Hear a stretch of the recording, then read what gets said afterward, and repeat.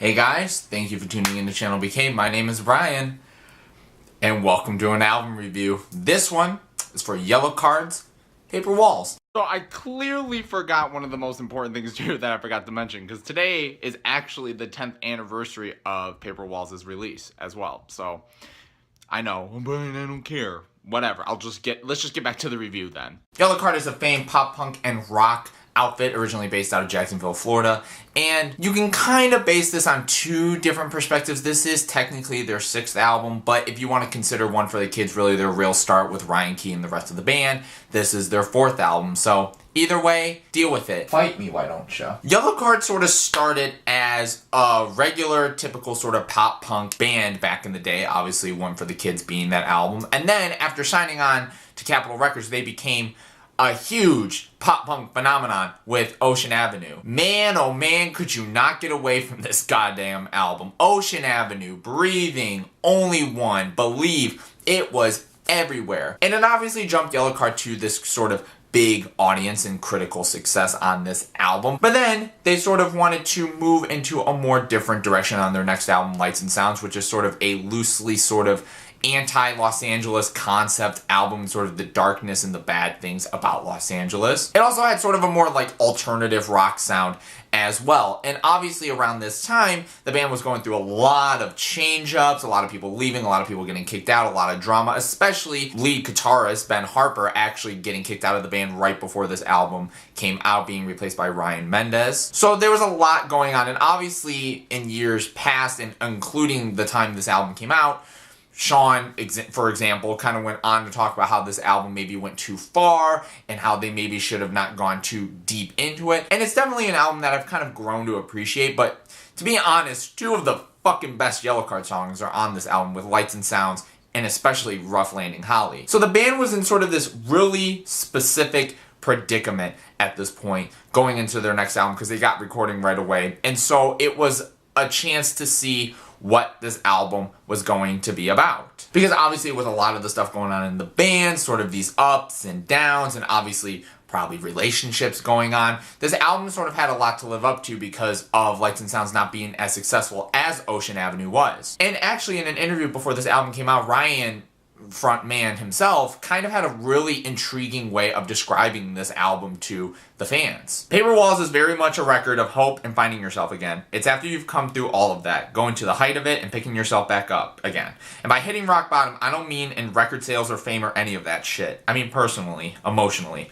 Paper Walls is the story, the feeling of what it's like to be out of those holes, looking back, no regrets, but smarter and having grown through them. And it becomes very apparent listening to this album. You know, obviously there are certain things that are obvious mentions of band members feuding and a lot of stuff like that, including tracks like Paper Walls, The Takedown possibly, 5 Becomes 4. But the one thing that this album cemented for Yellowcard overall was that this, in my opinion, was pop punk perfection and perfected in an album.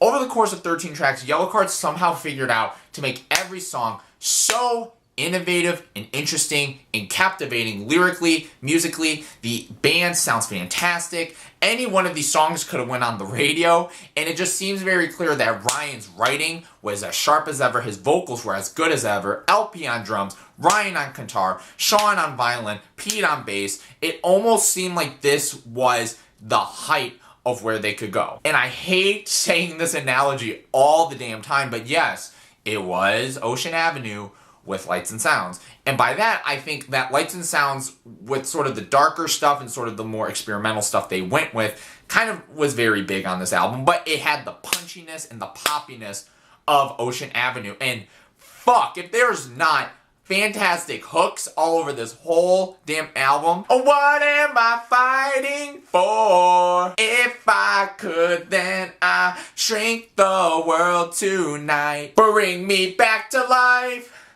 Bring me back to life. God, this is just a pop punk masterpiece in itself. And like I said, all those things combined we really get sort of an interesting look at what Ryan said in that interview, which was just a lot of things going on with the band themselves. Now, obviously, to kind of get through these songs very easily, Ben Harper's presence is obviously very apparent. One of the songs that a lot of people sort of allude to being about that is the opener to this, The Takedown, which has a great tempo. I love sort of the hard riffs of the guitar. I just love how it just gets you straight into the album. And obviously a lot of people think this alludes to Ben going and sort of starting up his own record label, Take Over Records. And lyrically, it kind of feels this way. This is one of the many songs on this album where Ryan's sort of contemplating the idea of people sort of taking advantage of him, or in a way sort of him being there for them, and then they just push him to the side. There's a lot of tracks on this album that sort of talk about the idea of not being ready for things,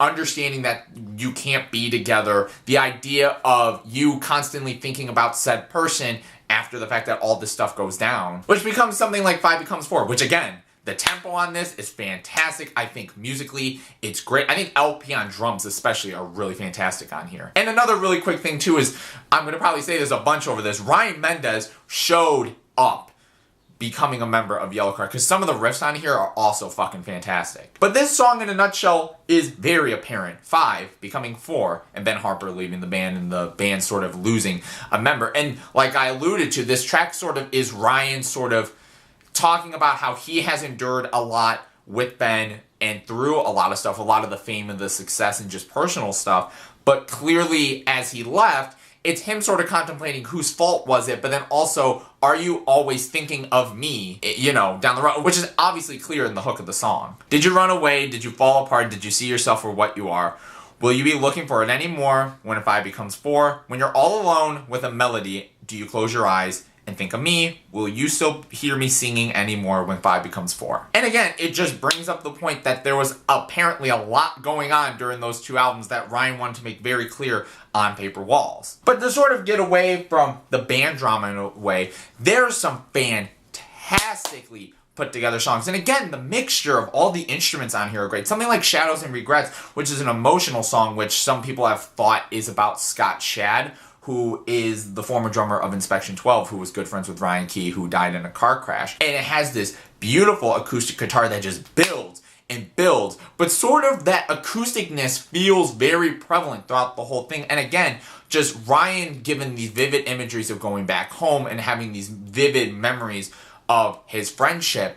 And it's just a heartbreaking song. And it's a song that kind of influenced a lot of Ryan's writing down the road. You know, a lot of stuff on When You're Through Thinking Say Yes is very inspired by this song. I think something like See Me Smiling and Sing For Me are obviously very apparent when you look at this song too. And there's also some sweet moments of acousticness too, like Dear Bobby, which is sort of a love letter to his grandparents and sort of uses audio apparently from what we could tell from them, and sort of him putting himself in those shoes about growing old and understanding that you're always going to be there. And again, the hook is so beautiful on his, you know, when I die, I'm going to die loving you. Ryan just aced on this album. And something like Dateline, I'm Gone, which has many different sort of tempo changes, and I love sort of how instruments drop in and drop out. This is kind of a song that means a lot too, where it's a song about apparently a relationship that sort of becomes very prevalent, that the other person is trying to get back, and no matter what, at this point,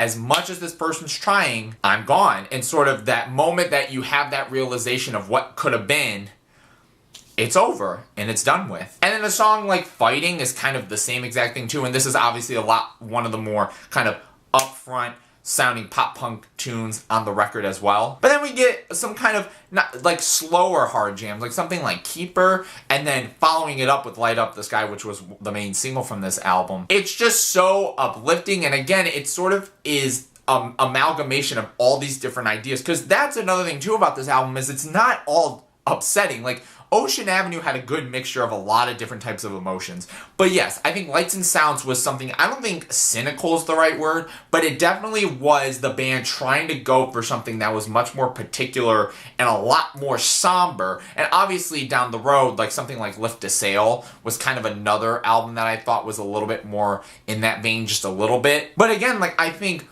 all these tracks in a nutshell too shouldn't even work together, because like I said, you go from something like Keeper, which is a more slower tune, to Fighting, which is more upbeat, Dear Bobby, which is an acoustic piano anthem, You, Me, and One Spot Light, which is also kind of a slower jam with some nice pianos on it, and then like Cut Me Mick, which is just this ravishing, like uplifting, just kind of breakout belting tune. But again, I think it's sort of them knowing that a lot of the lyrics on here are very kind of dark, but they're also uplifting, but it's also them knowing how to change around with their tempos and their sounds, and it just works very well. And then when you get to a track, Paper Walls, which is the final album, or the final song on the album, the analogy sort of becomes full circle. Obviously the track opens with, you know, a kind of a choir singing some of the lyrics that Ryan ends up singing later on. I think the drums are really cool. Again, this is a really like nice build-up song too. I think this has a nice pace to it. But sort of like, think of the, you know, the metaphor of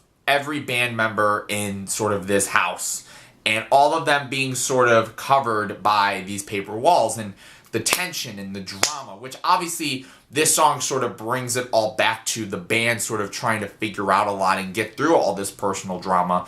And the idea that this song is, you know, just burning them down, because in a way, what's the point of this fighting anyways? Which is, again, like another big idea throughout this album. And so I think this really, in a weird way, sort of wraps up this album beautifully, and in, you know, a sad way before they go on their hiatus. But it's such a nice high note before they took a hiatus, because again, I think this was the time that Ryan and Pete and LP and Sean all sat back, understood what they could do, and just defined expectations, which again, some fantastic songwriting, some fantastic instrumentation, and just some fantastic vocals. And on an album that I think the central theme was something that was actually one of the most scattered things, and I think this is sort of their most scattered album in a way yet. I think it's also the most consistent, because I think every track works and blends so well with each other that I think this is probably their most defining achievement. Because obviously later down the road, I think they kind of stuck more to maybe a specific concept, something like When You're Through Thinking and Southern Air, which sort of focuses on a specific span of time. Obviously, they've done more experimentation later down the road, and even before this. This was them kind of making an album that was, yes, we'll do Ocean Avenue again, but like, it's not at all. It's completely different, experimenting, and I think they really pulled off a lot on this album, considering that there was so much shit that went on.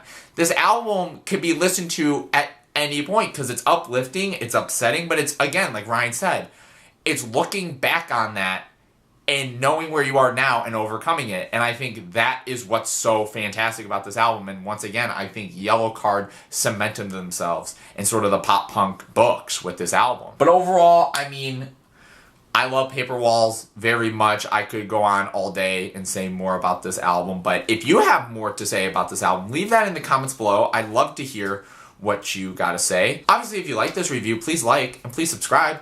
I'm going to be continuing this week with more of my sort of classic reviews, so I hope you enjoy that. Other than that, thank you guys so much for watching, and thank you for tuning in to ChannelBK. Peace out, guys.